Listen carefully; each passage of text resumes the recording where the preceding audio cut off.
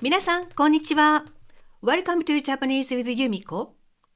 I hear it all the time from my students. I can't remember words. I learn them but forgot. Or I know the words but when I try to speak, nothing comes out.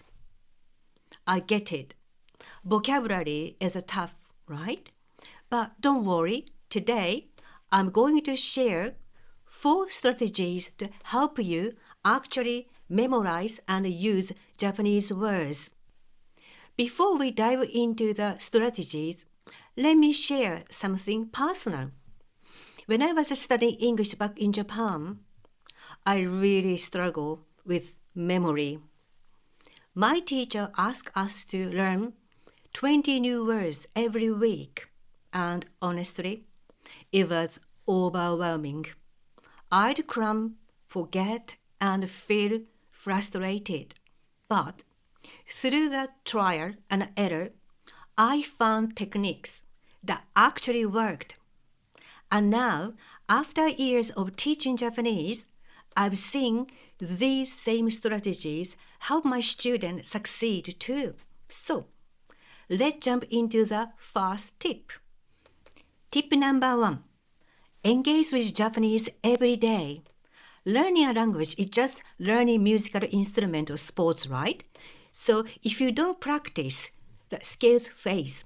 For me, it's a piano. I practiced every day as a kid, but when I stopped around 15, my fingers just couldn't play it the same way anymore. Language works the same way. That's why my first tip is connect with the Japanese every single day. And it doesn't have to be hours, no. Even just 10 minutes counts. Listen to podcasts while cooking, read short manga, or watch YouTube video in Japanese. These small, consistent moments keep your brain in Japanese mode and stop all your hard work from slipping away. Tip number 2. Create vocabulary notebook. Now, let's talk about organizing your words. Here's something I've noticed. The students who really succeed usually keep one dedicated vocabulary notebook. Why? Well, if your words are scattered across like sticky notes or random papers or bunch of apps, reviewing becomes almost impossible. So when everything is one notebook, it's so much easier, and handwriting actually help you remember hiragana, katakana, and kanji better. I remember copying 20 words from my English textbook onto a tiny notebook every week, like this. I carried it everywhere and reviewed it whenever I had a spare time. That small habit made a huge difference. So, if you don't have one yet, grab a notebook to make it your own little vocabulary journal. Trust me, it works. Tip 3. Associate Japanese words with familiar sounds. Here's where learning actually gets fun. Sound associations. When I was learning English, I kept mix, take, and bring all the time. I don't know why. To fix it, I linked take with the Japanese word motteiku, motteiku. And then suddenly, boom, it's clicked. You can do the same with the Japanese words. I'll share some examples. One of my students kept forgetting the word for library, toshokan in Japanese. So I said, picture Anne being too shocked by all the books. toshokan,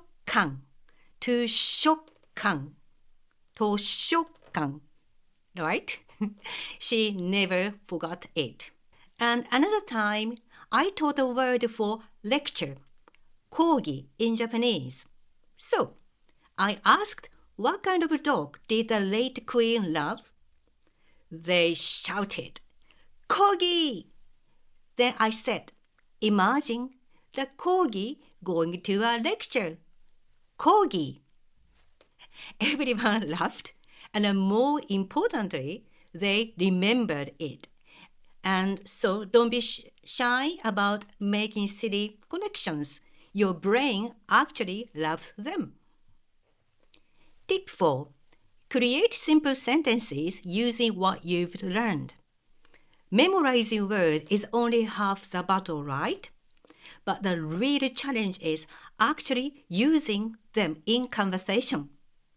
I remember when I studied English, I knew tons of vocabulary and grammar, but when I went to Canada, I realized I couldn't speak. That's a huge wake-up call. Here's what helped.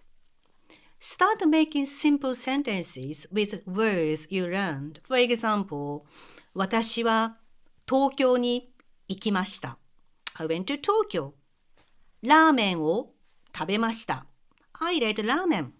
Right? It's very simple sentences. It's okay. And then record yourself describing your day in Japanese.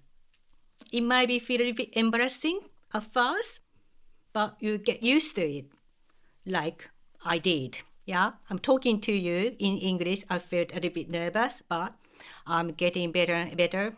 Okay? So same. Or just write a quick diary entry. Even just 2 sentences, it's okay. And if you are feeling brave, post short Japanese sentences on social media like X, which is the former Twitter. You might even get some feedback from maybe Japanese people. That's brilliant, isn't it? And don't forget, you make mistakes, but mistakes are not failure. They are stepping stones. Every mistake shows you are learning and improving. Now, it's your turn. Pick one of these strategies and start today. Maybe spend just 10 minutes with Japanese, write something down in your notebook, or make a simple, fun sentence. Remember, consistency beats perfection. Keep practicing, enjoy the process, and you'll see your Japanese skills grow. If this video was helpful, please give it a like, and don't forget subscribe for more Japanese tips. I'll be here to keep learning together with you.